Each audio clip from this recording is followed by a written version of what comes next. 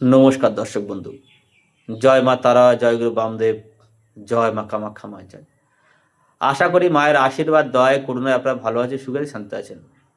প্রজ্বলিত জীবন অনুষ্ঠানে আপনাদেরকে জানাই স্বাগতম। দর্শক বন্ধু, প্রজ্বলিত জীবন অনুষ্ঠানে আজকে যে বিষয়, যে টপিক নিয়ে আলোচনা করব, সেটি হলো বাস্তু সমস্যা, বাস্তু দোষ। বাস্তু সমস্যা বা বাস্তু দোষ, এটা নিয়ে আলোচনা খুব একটা করা হয় না, কিন্তু বহু মানুষ বাস্তু দোষে ভোগেন, বাস্তু সমস্যায় কষ্ট পান। যার বাস্তু বলে তার সব ভালো। জ্যোতিষ মতে একটা কথা আছে, সেটা হলো যার বাস্তু ভালো তার সব ভালো। দেখবেন কথায় বলে না, যার পেট ভালো তার সব ভালো। যদি আপনার পেট ভালো থাকে, দেখবেন সব আপনার শরীর ভালো থাকবে। আর যার বাস্তু ভালো তার সব ভালো, তার গ্রো সাপোর্ট করবে, তার পজিটিভ এনার্জি পাবে।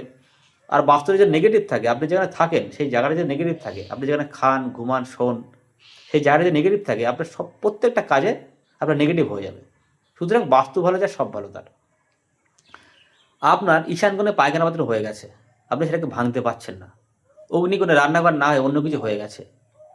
আপনার বাড়ির সিঁড়িটা ঠিকঠাক জায়গায় ওঠেনি। আপনি যে ফ্ল্যাটে বা যে অ্যাপার্টমেন্টে থাকেন, সেটা কি বাস্তু মেনে তৈরি হয়নি।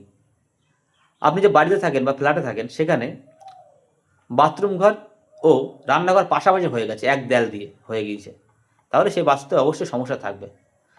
সেই বাস্তুতে রোগ জ্বালা যন্ত্রণা বেশি থাকবে, আর্থিক উন্নতি হতে চাইবে না, শুভ কাজ কেটে যাবে, অশান্তি চলবে, বিভিন্ন সমস্যা আপনি জর্জরিত হয়ে পড়বেন। আমার কথাগুলো মিলিয়ে নেবেন। যদি আপনার এমন সমস্যা হয়ে থাকে, আমার সঙ্গে যোগাযোগ করবেন। তবু একটা উপায় বলে দিচ্ছি, এই উপায়টি করুন, অনেকখানি রেজাল্ট পাবেন, পজিটিভ রেজাল্ট পাবেন। দেখবে বাস্তুতে যে সমস্যাগুলো রয়েছে, সেগুলো থেকে অনেকখানি মুক্তি পাবেন। কি করতে হবে?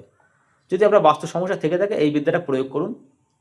এই প্রয়োগটি করুন, দেখবেন অসামান্য রেজাল্ট পাবেন, ভালো রেজাল্ট পাবেন, অনেকখানি বাধা বিঘ্ন থেকে মুক্তি পাবেন। কি করবেন? আপনার বাড়ির ঈশান কোণে অথবা পূর্ব দিকে, ঈশান কোণ অথবা পূর্ব দিকে, ঈশান কোণ হলো কোনটা? উত্তর পূর্ব কোণ। উত্তর পূর্ব কোণটাকে আপনার ঈশান কোণ বলা হয়। ঈশান কোণে যদি কোনো জায়গা থাকে, সেখানে একটা তুলসী গাছের চারা লাগাবেন, তার পাশে একটা লাগাবেন বেল গাছের চারা, একটু গ্যাপ দিয়ে লাগাবেন বেল গাছের চারা, তার একটু গ্যাপ দিয়ে লাগাবেন চাপা ফুল গাছের চারা। চাপা ফুল, বেল গাছ, তুলসী গাছ, তিনটি গাছ পরপর লাগিয়ে দিন। যদি ফ্ল্যাটে থাকেন, তাহলে টবে সেগুলো রেখে দিন। যদি বাড়িতে জায়গা না থেকে থাকে, টবে রাখুন, টবে ছাদের মাথায় রেখে দিন, এই দিকগুলোকে নিশানা করে। দেখবেন বাস্তব নেগেটিভ সমস্যা আস্তে দূরে চলে যাচ্ছে, পজিটিভ শক্তি তৈরি হচ্ছে। অনেক বাধা বিঘ্ন সমস্যা থেকে আপনি মুক্তি পেয়ে যাবেন।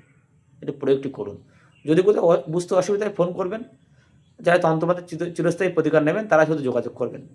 প্রিয়জনকে ফেরানো, বশীকরণ, বিচ্ছেদ, শত্রুনাশ, গ্রহদোষ খণ্ডন, বাস্তুদোষ খণ্ডন, সমস্ত সমস্যার সমাধান কিন্তু হবেই হবে। সবাই ভালো থাকবেন।